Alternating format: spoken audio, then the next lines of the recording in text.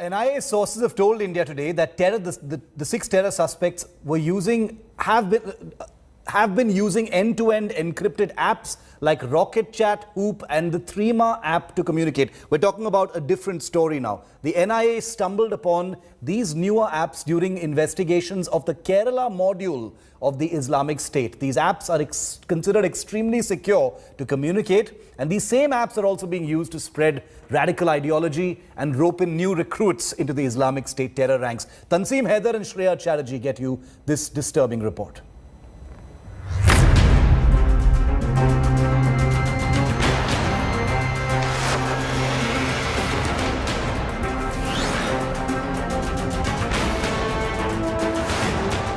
Not WhatsApp, not Signal, not even Telegram, but Hoop, Threema and Rocket Chats. You probably haven't heard of these apps before, but these are the newer end-to-end encrypted mobile messaging apps that suspected terrorists and overground workers are using to secretly communicate and stay stealthily a step ahead of security forces and investigation agencies. India's National Investigation Agency, or the NIA, probing the Kerala module of the Islamic State, has stumbled upon these new apps during investigations. NIA sources have told India today that Mohammad Amir, alias Abu Yahya, was using these end-to-end encrypted apps considered extremely secure for communication. These apps are also used to spread radical ideology and rope in new recruits into the Islamic State's terror ranks. NIA sources say Mohammad Amir was using the Hoop and Rocket Chat apps on his mobile phone. In the Hoop app, messages auto-delete on being read, leaving no evidence behind. In Rocket Chat, users do not have to leave either their mobile phone number or email ID for verification. The NIA scanned through the mobile phones of 3 suspected terrorists, Amin, Rais Rashid and Mushab Anwar, arrested earlier this year, and found different apps being used for this sort of secure and secret communication. It offers you that option where you can just use Threema without putting your number. You don't need to link your phone number, and you just need to use it. That's it. That is the kind of privacy that these apps are now offering. And you know, right now that the terror module that has also been busted by Delhi Police's special cell, they're also looking at the probability, if at all these terrorists were using these particular apps to continue the cross-border channel directives that they were receiving.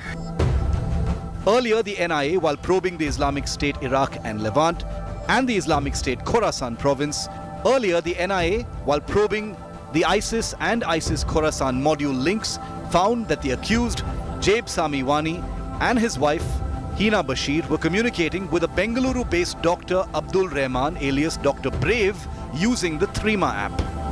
The app once again is used for encrypted, secure communication, where it is extremely difficult for intelligence agencies initially and investigation agencies subsequently to tap into those communications.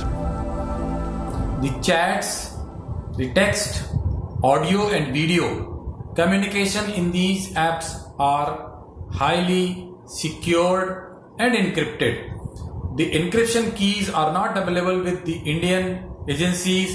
Even the servers are kept out of India, and hence those jurisdictions are not able to support the request of Indian agencies quickly.